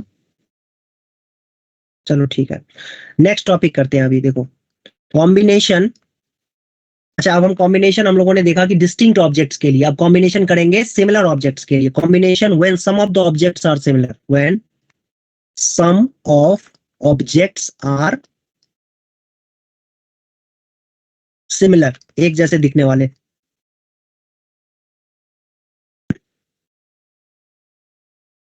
अब देखो क्या होता है इसमें। मान लो लेट आउट ऑफ मत लिखो, रुको। Let n object, p objects are of one kind, p objects are of one kind. मतलब ऐसे आप सोच सकते हो कि 1 रुपए का जो सिक्का होता है, छोटा वाला सिक्का होता है, एक जैसा दिखने वाला p सिक्के हैं हमारे पास, और q ऑब्जेक्ट जो है वो दूसरे टाइप के हैं, मतलब 2 रुपए का सिक्का है एक जैसा दिखने वाला, q objects are of second kind. और ऐसे चाहो तो आगे भी ले सकते हो, R objects of third kind, R objects are of third kind, तीसरे टाइप का है। And rest N objects are different, rest N objects are distinct. Distinct या डिफरेंट एक ही बात है। तो हमारे पास टोटल कितने ऑब्जेक्ट्स हैं, कोई बताएगा मुझे? टोटल ऑब्जेक्ट्स कितने हैं हमारे पास?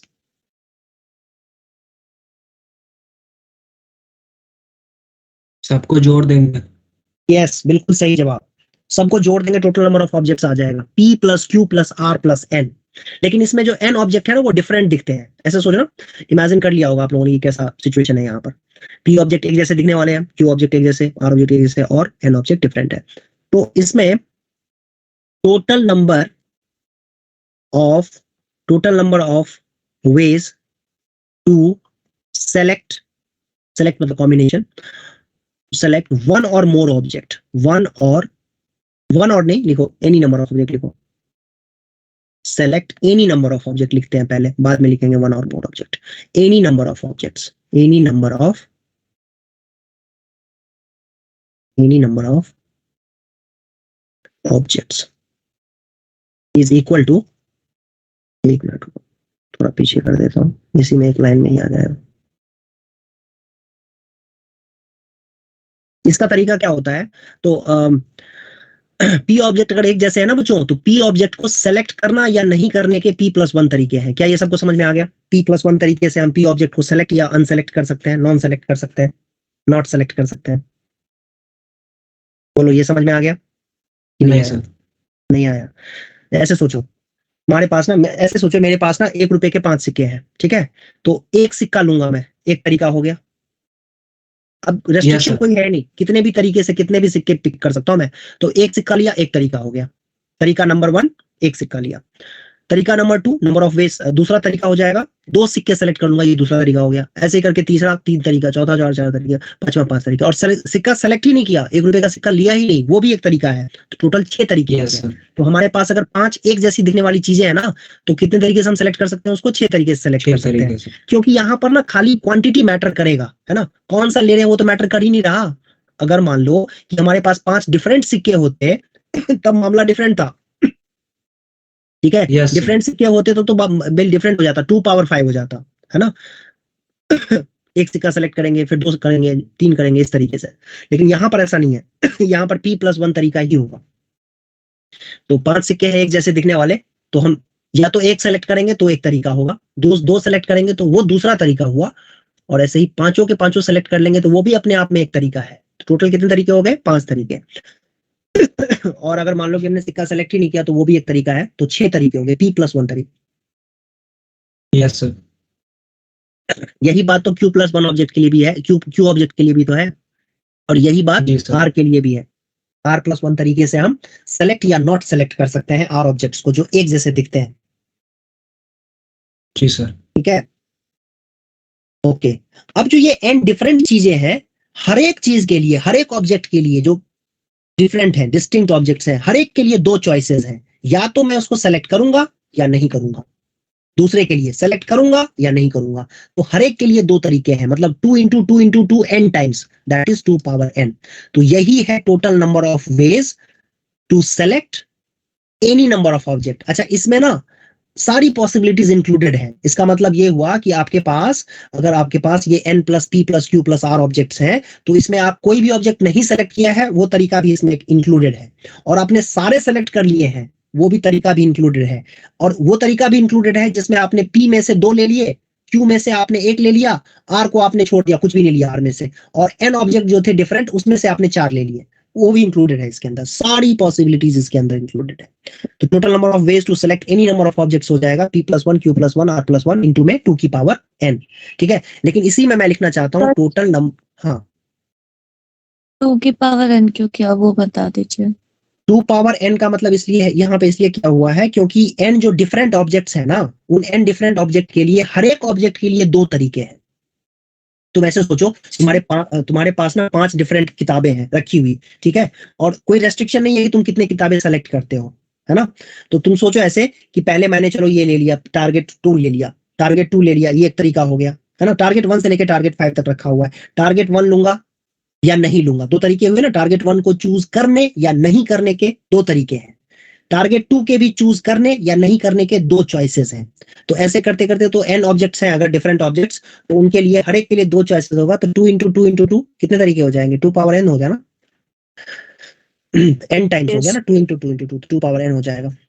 यस, अच्छा, total number of ways to select at least one object, at least one object अगर तुमसे कोई पूछे तो ये क्या होगा पता है, ये इसमें से वो तरीका जिसमें तुमने कुछ भी सेलेक्ट नहीं किया है वो तो इसमें इंक्लूडेड है ना भाई, वो माइनस कर दो। एक तरीका जिसमें कि हमने कुछ भी सेलेक्ट नहीं किया था, ना तो पी में से कुछ लिया था, ना क्यू में से कुछ लिया था, ना आर में से, ना एन में से, तो वो वाला तरीका एक तरीका होगा जिसमें कुछ भी सेलेक्ट नहीं किया गया होगा, और वो तरीका माइनस कर देंगे। तो इससे हमें ये पता चल गया कि total number of ways to select at least one object, वो ये तरीका आ जाएगा।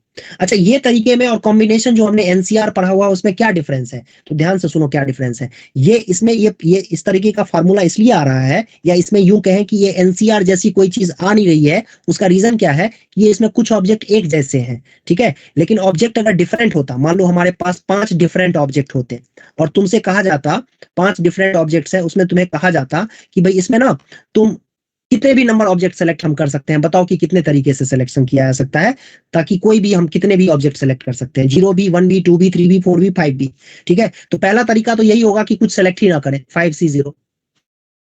दूसरा तरीका तो ये होगा कि 5C1, एक ऑब्जेक्ट सेलेक्ट करेंगे कोई भी, लेकिन यहाँ पर एक ऑब्जेक्ट सेलेक्ट करने का तरीका जो है वो 5C1 होगा, क्योंकि ऑब्जेक्ट यहाँ पर डिफरेंट है, ठीक है। और तीसरा जो है वो यहाँ पर, लेकिन सुनो सुनो, 5C1 एक ऑब्जेक्ट सेलेक्ट करने के तरीके को हम 5 कह रहे हैं, ध्यान से सुनना, यहाँ पे एक ऑब्जेक्ट के सेलेक्ट करने के तरीके को हम 5 कह रहे हैं। क्यों? क्योंकि 5 डिफरेंट ऑब्जेक्ट हैं, लेकिन जस्ट अभी अभी जो हमने सिचुएशन किया हुआ है उसमें पी ऑब्जेक्ट जो एक जैसे दिखने वाले हैं, उसमें से एक ऑब्जेक्ट को सेलेक्ट करने को हम PC1 नहीं कह रहे हैं, PC1 नहीं कह रहे हैं। क्यों? क्योंकि PC1 तरीका हो ही नहीं सकता है, वो एक जैसा दिखने वाला है, तो ऑब्वियस सी बात है कि एक ही तरीका होगा वो, ठीक है। तो लेकिन यहाँ पर क्योंकि डिफरेंट दिख रहे हैं, तो पहले वाले को चूज करूंगा तो वो अलग बात होगी, दूसरा जो कि बिल्कुल डिफरेंट दिखता है वो एक अलग केस होगा, इसलिए ऐसा कह रहा हूँ। थोड़ा सा विजुअलाइज कर सोचना, समझ में आ जाएगा, इतना यस कुछ सर। मुश्किल है। अच्छा, 2 ऑब्जेक्ट सेलेक्ट करेंगे उसके ये तरीके हो गए, 3 ऑब्जेक्ट करेंगे उसके ये तरीके हो जाएंगे, 4 ऑब्जेक्ट करना है ये तरीका हो जाएगा, 5, ये देखो ये एनी नंबर ऑफ ऑब्जेक्ट अगर हमें डिस्टिंक्ट ऑब्जेक्ट्स में से सेलेक्ट करना है, 5 डिस्टिंक्ट ऑब्जेक्ट्स दिए हुए हैं, उसमें से एनी नंबर ऑफ सिलेक्शन हमें करना है, तो उसका फार्मूला ये होगा, ठीक है। और इसका फार्मूला बेसिकली तुम सॉल्व करोगे ना इसको, तो ये 2 पावर 5 बायनोमियल याद है, बायनोमियल में करा होगा ये सब, 5C0 से लेके 5C5, NC0 से लेके NCN तक का सम 2 पावर n होता था, याद आया। तो ये 2 पावर 5 हो जाएगा, 32 तरीके होंगे। और इसको हम ये ना करते तो भी हम समझ सकते थे, पहला ऑब्जेक्ट चूज करेंगे नहीं करेंगे 2 तरीका, दूसरा ऑब्जेक्ट चूज करेंगे नहीं करेंगे 2 तरीका, पांचवा ऑब्जेक्ट चूज करेंगे नहीं करेंगे 2 तरीका, 2 into 2 into 2 5, इस तरीके से भी समझ सकते हैं। तो ये कॉम्बिनेशन लगा कर भी कर सकते हैं, बिना कॉम्बिनेशन लगाए भी कर सकते हैं, ठीक है। तो ये है यस सर। सिमिलर, जब ऑब्जेक्ट सिमिलर होते हैं, जब ऑब्जेक्ट डिफरेंट होते हैं तो मामला डिफरेंट डिफरेंट हो जाता है, ये आपको समझना चाहिए। सो ये आ जाएगा total number of way of select to any number of object, ये आ जाएगा, और ये जब एटलीस्ट एक ऑब्जेक्ट सेलेक्ट करना है तो ये आ जाएगा। आई होप ये क्लियर है। Yes sir.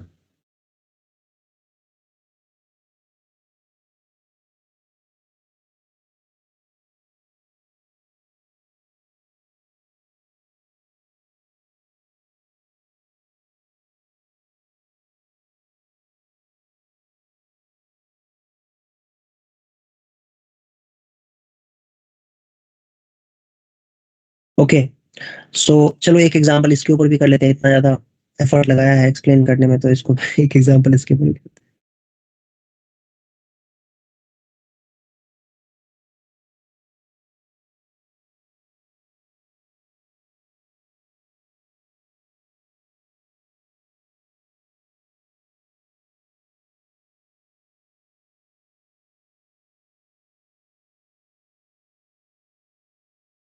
इसको करो।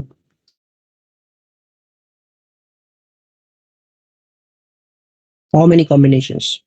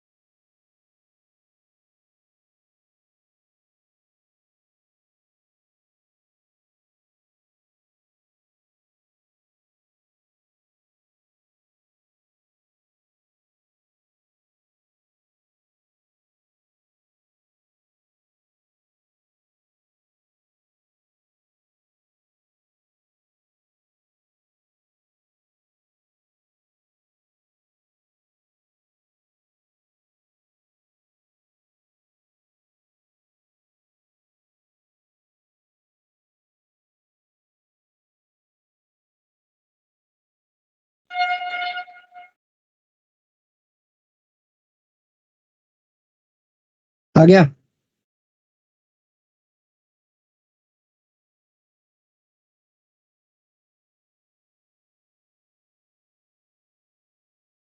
बोलो।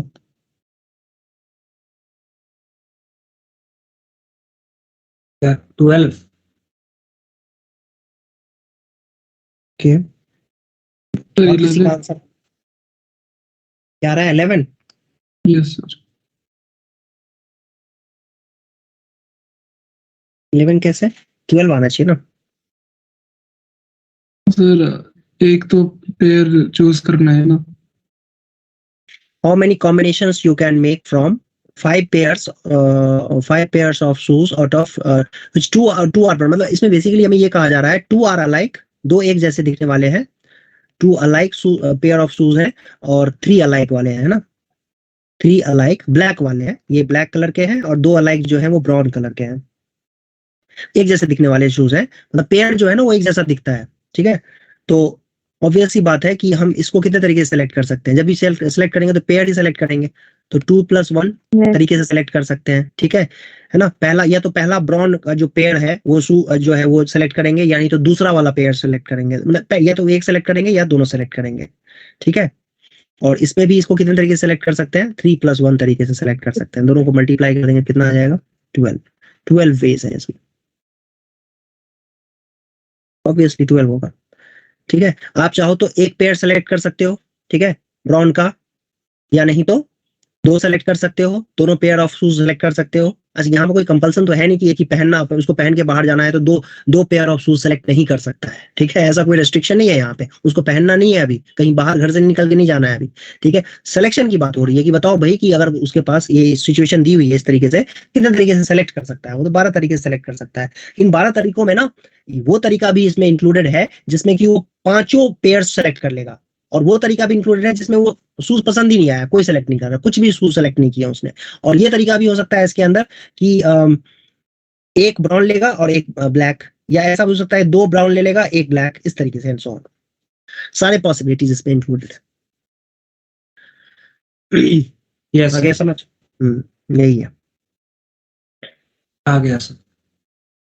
Okay,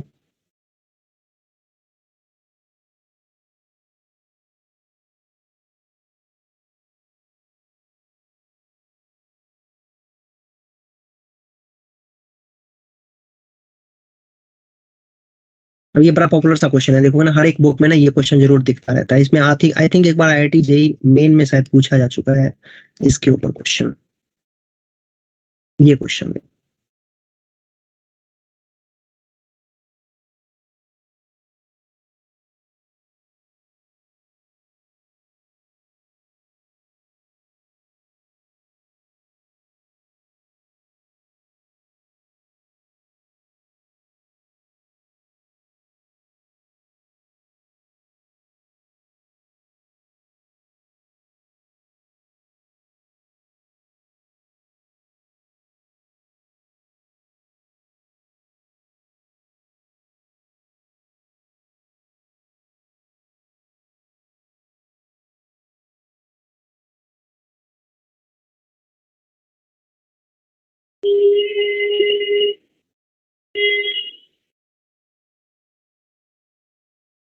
sir B option. D आ रहा है, तो कैसे? सर अगर हम n is equal to 3 substitute करें तो फिर सिर्फ एक ही मेथड है to choose 3 from n is equal to 3, तो फिर सब्स्टिट्यूट करके n-1 स्क्वायर 1 ही आएगा। इसको ऐसे करना चाहिए, देखो इसको ऐसे करना चाहिए, कह रहा है कि n ऑड दिया हुआ है, ठीक है, और n ऑड है तो इसमें कह रहा है number of ways in which, n odd नहीं देगा ना तो फिर AP का कोई सेंस ही नहीं बनता है, क्योंकि AP के लिए कम से कम तीन कम से कम वो चाहिए हमें, है ना? मिनिमम चाहिए n की वैल्यू, ठीक है, तभी तो AP हम कह सकते हैं। तो ठीक है, n की वैल्यू कम से कम 3 होनी चाहिए, और दे रखा है इन्होंने, कोई बात नहीं, चलो ठीक है, देखते हैं इसमें।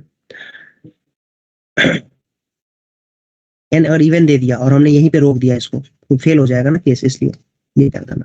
चलो ठीक है, देखते हैं।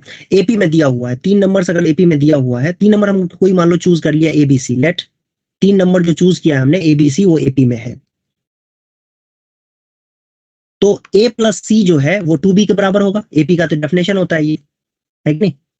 a प्लस सी क्या हो जाना चाहिए?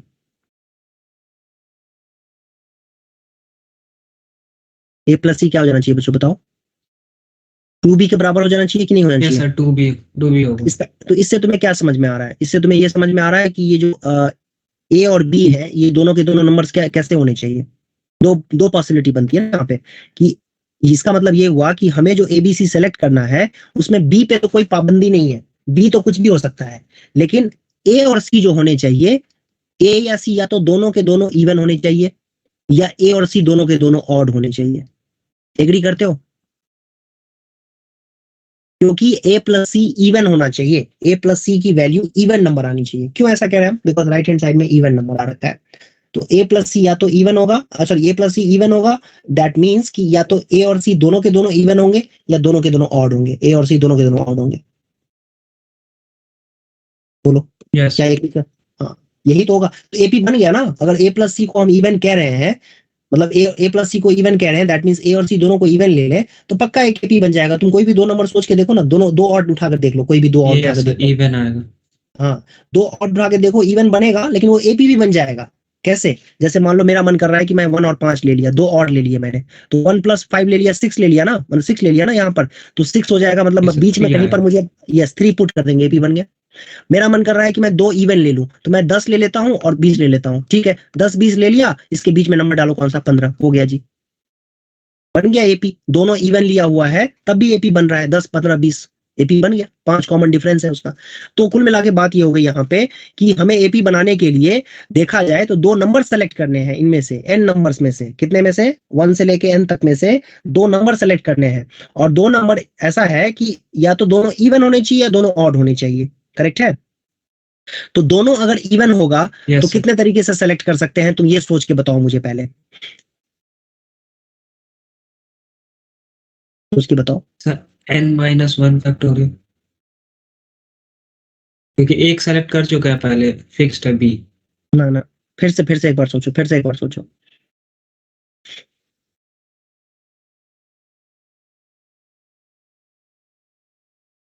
फिर से एक बार सोचो। n यहाँ पर n नंबर, n की वैल्यू और दी हुई है, ठीक है? तो पहला केस ले लेते हैं, चलो केस 1 ले लेते हैं इसमें। केस 1 कि बोथ जो है दोनों के दोनों इवन है, both A and C are even, A and C are even. तो पहले तो ये बताओ कि अगर हमारे पास 1 से लेके n तक नंबर्स है और इसमें भी n ऑड है, तो इसमें इवन नंबर्स होंगे कितने? कितने नंबर्स इवन होंगे ये बताओ पहले।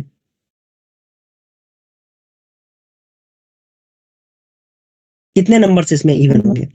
हाँ, n by 2 minus 1. n by 2 minus 1. मतलब n-2, n/2 - 1 पक्का? जैसे मान लो कि हमने 1 से ले, रुको एक सेकंड रुक जाओ। जैसे मान लो कि हमने 1 2 3 4 5 ले लिया, तो इसमें कितने इवन है? ओड बोला है हाँ आपने, ओड बोला है। हाँ, दोनों के दोनों नहीं, दोनों के दोनों इवन होने चाहिए, दोनों के दोनों इवन होने चाहिए। नहीं मतलब ये जो लास्ट नंबर n है वो ओड है या फिर इवन है? n तो ऑड है ना, लिखा हुआ है ना, n ऑड है, देखो ना। हाँ, तो n-1 by 2 minus 1 इतना पक्का? n अगर ऑड दिया हुआ है, कितने नंबर्स इसमें ऑड हो जाए, कितने नंबर्स इसके अंदर दोनों के दोनों इवन हो जाएंगे? दोनों इवन नंबर्स कितने होंगे इसमें से? इवन नंबर जैसे देखो यहाँ पर, हाँ इसमें इवन नंबर्स हो जाएंगे। सीधी सी बात, हम इसको n में से 1 को माइनस करके 2 से डिवाइड ना कर दें, n-1/2। मुझे तो यही लग रहा है, यही होगा। चलो चेक करके देख लेते हैं। इसके लिए तो वैलिड है ही। Yes, देखो sir. 1 से लेके 5 तक है, तो 5 में से 1 माइनस करके 2 से डिवाइड कर देंगे, दो नंबर आएंगे। कौन कौन से? 2 और 4। चलो एक काम करते हैं, हम, मुझे लगता है कि अगर हम कुछ गलत कर रहे हैं तो एक बार और करते हैं, चेक करके देख लेते हैं। 7 के लिए चेक करके देख लेते हैं यही चीज। तो 1 से मान लो कि n की वैल्यू, क्योंकि हमें पता है कि ऑड ही है, तो 5 6 7 ले लेते हैं। तो देख लो ध्यान से, 3 आ रहे हैं, और 3 को तो हम 7 - 1/2 लिख सकते हैं। ठीक है, अगर 9 होता, 8 9 तक होता तो क्या हो जाते? 4 हो जाते। देख लो यहाँ पर, तो 9 - 1/4 हो जाता, 9 - 1/2 हो जाता। तो क्या समझ में आ रहा है इसमें कि अगर n एक ऑड नंबर दिया हुआ है, तो हमने ये देखा कि रिकर्सन का मतलब रिपीट कर करके चीजों को देखने से हमें ये पता चल रहा है कि जो नंबर ऑफ इवन नंबर्स होंगे उनके बीच में, अगर n की वैल्यू ऑड दी हुई है तो वो हो जाएगा n-1/2। ठीक है, तो n-1/2 ये कह सकते हैं हम यहां से, n-1/2 नंबर जो होंगे, इतने नंबर्स हमारे पास जो आएंगे वो क्या हो जाएंगे, ऑड नंबर्स हो जाएंगे। एग्री? Yes sir. इतने नंबर्स इसमें इवन नंबर्स हो जाएंगे, सॉरी इतने नंबर्स ऑड नहीं हो जाएंगे, इवन नंबर्स हो जाएंगे इनमें से। तो n-1/2 नंबर्स इसमें इवन नंबर है। तुम्हें नहीं लगता है इसी में से दो को चूज करना है, इन्हीं में से दो को चूज करना है, यस और नो? Yes sir. इसी में से दो को तो Yes. चूज करना है। यस, केस 1 ये हो गया। अच्छा केस 2, अच्छा बाय द वे इसको सॉल्व भी किया जा सकता है, कैसे? n-1, तुम्हें पता ये होना चाहिए, देखो nc2 का फार्मूला होता है n इंटू n-1/2, ये फार्मूला होता है nc2 का। तो n-1/2 c2 क्या हो जाएगा, n-1/2 n की जगह पे यहाँ n-1/2 है, इस फार्मूले के साथ मैं कंपैरिजन करूं ना, तो इसकी जगह पे n की जगह पे n-1/2 है। ठीक है, तो फिर ये आ जाएगा n-1/2 -1 और अपॉन में ये फार्मूला आ जाएगा। ठीक है, अच्छा ये हो गया केस 1। अच्छा दूसरा वाला केस क्या होगा कि ऑब्वियस सी बात है कि अगर मान लो मैंने ये लिया है 1 से लेकर के 1 2 3 4 5 6 7 8 ले लेता हूँ, 5 6 7 ले लेता हूँ। इसमें ऑड वैल्यूज कितने हैं, 1 2 3 4, आई एम सॉरी कुछ गलत कर दिया, सॉरी 1 2 3 4 है ना, तो 7 लिए हैं तो कितना आ रहा है, 7 + 1/2 आ रहा है कि नहीं?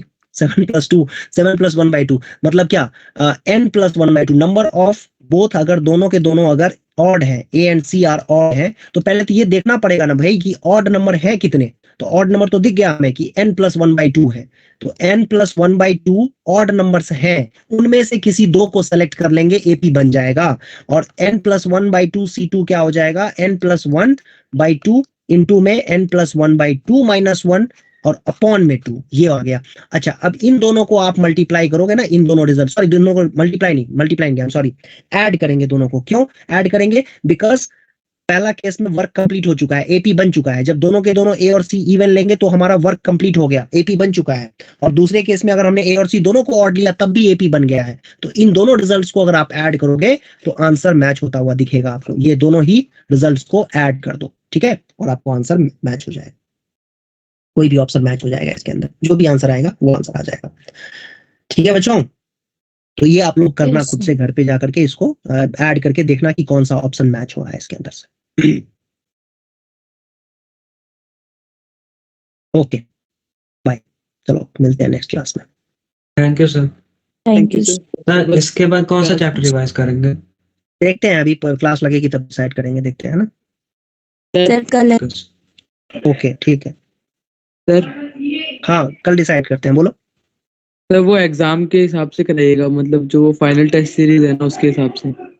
ठीक है ठीक है ठीक है, वैसे थर्सडे से तुम लोगों का रिवीजन होना है, सर ने मुझे बताया था थर्सडे से रिवीजन होना है। अब कल की क्लास देख लेंगे कैसे भी, और उसके बाद थर्सडे से रिवीजन होना है तुम लोगों का 11th क्लास का। वो पता नहीं कैसे शेड्यूल बनाया हुआ है, मुझे उसका कोई आइडिया नहीं है। मुझे कल तक का बताया, कल तक क्लास लेनी है, उसके बाद का मुझे आइडिया नहीं है।